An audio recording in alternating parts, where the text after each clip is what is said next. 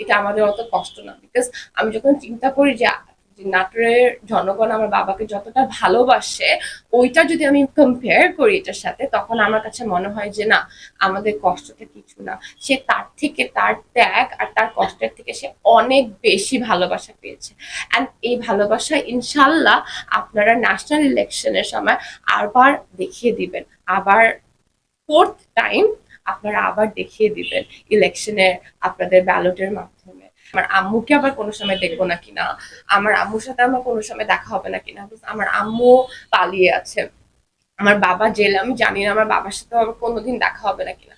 মানে আমি আহ, মানে আমার আন্ডারস্ট্যান্ডিংটা ওটা ছিল না। আই ডোন্ট থিঙ্ক একটা 10 বছর বা 11 বছরের বাচ্চা এটা বুঝতেও পারে যে জেল মানে কি, জেলে যাওয়া সে কি আবার কোনোদিন ফেরত আসবে না কিনা।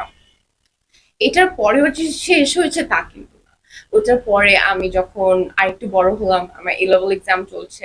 এ লেভেলস মানে হলো বাংলাতে যেটা হলো এসএসসি, রাইট? এসএসসি পরীক্ষা যেটা। সো আমার এসএসসি ওই সময়, মানে আমার এ লেভেলের টাইমেও আমার বাবা তখন জেলে গেল। HSC, higher secondary, right? So আমার এইচএসসি সময়ও তখন, মানে এ লেভেলস যেটা, আমি যদি ইংলিশ মিডিয়াম ছিল আমাদের এ লেভেল ছিল, এ লেভেলের সময় আমার পরীক্ষার সময় আমার বাবা তখন জেলে। আবার আমার পরীক্ষার টাইমে তখন হলো তারা আন্দোলন করছিল, ওই সময় আন্দোলনের সময় সবাইকে অ্যারেস্ট করলো, তখন আমার বাবাকে অ্যারেস্ট করলো। আমাকে আহ আহ আহ মির্জা ফখরুল আঙ্কেল, আমি জেলে দেখা করতে গেলাম, আমাকে বললো যে তোমার বাবা এভরিডে কান্নাকাটি করে, সে এভরিডে বলে যে হলো আমার মেয়েটার পরীক্ষা চলছে, ওকে তো আমি সবসময় স্কুলে পরীক্ষার সময় নিয়ে যাই, ও একটু ইমোশনাল, আমি তো যেতে পারছি না স্যার, ও যে কিভাবে কি করবে, আই হ্যাভ সো ওইটা একটা টাইম গেল, ওখানেও আমি আমার বাবাকে পাইনি। তারপর আমার বাবা 2013 সালে যখন আমি লন্ডনে পড়াশোনা করতে যাব, আমার ল এর ফার্স্ট ইয়ার স্টার্ট করবো, আমার এ লেভেল কমপ্লিট হলো, আমি পড়তে যাব, তখনও আমার বাবা জেলে। আমি লতে এ লেভেলে, এই যখন আমার বাবা জেলে ওই অবস্থায় আমি পরীক্ষা দিলাম, এ স্টার পেলাম। এ স্টার পেলাম, বাবা খুব খুশি যে না আমার মেয়ে লতে এত ভালো করেছে, ও এটা নিয়ে পড়াশোনা করুক, ও যদি এটা চায় ও এটাই করুক।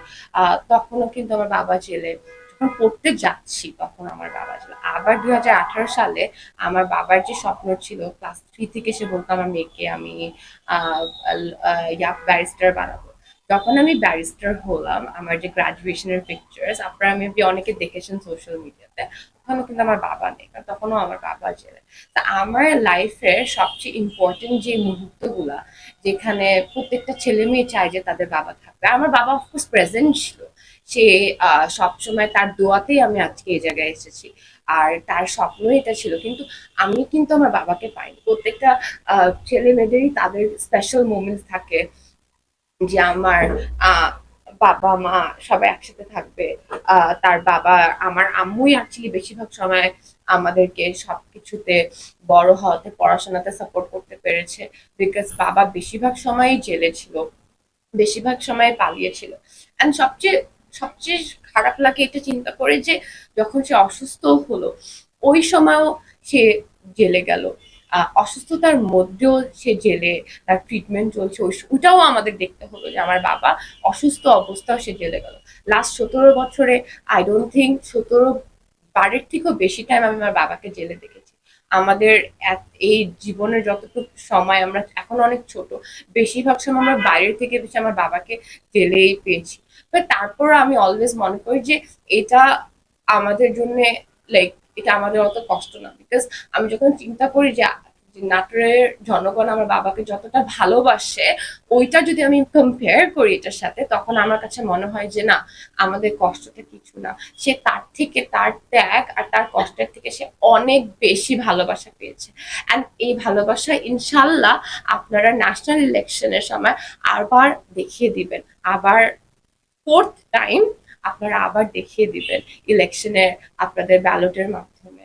And that's it. আমাদের কাছে এটাই সবসময়, আমাদের কাছে এটাই মনে হয় যে আমাদের জীবনের চাওয়া পাওয়ার সবচেয়ে, যদি সবচেয়ে মানে একটা কোর মেমোরি যদি আমি বলি, আহ, আমার আহ, আমার কাছে এটাই মনে হয় যে বাবা যে কষ্ট পেয়েছে, বাবার যতটা আহ ত্যাগ ছিল, ত্যাগ আছে, এতবার জেলে গিয়েছে, যে কোনো জায়গায় যখন আমরা যাই নর্মালি মনে করেন একটা দোকানে গেলাম, কোনো একটা ইউনিভার্সিটিতেও যদি কেউ জিজ্ঞেস করে আপনার বাবার নাম কি, আর যখনই আমার বাবার নাম আমি বলি, ওয়ান থিং দ্যাট এভরিওয়ান সে, সবাই রিটার্নে বলে যে হ্যাঁ আপনার বাবা অনেক ত্যাগী নেতা, অনেক কষ্ট করেছে।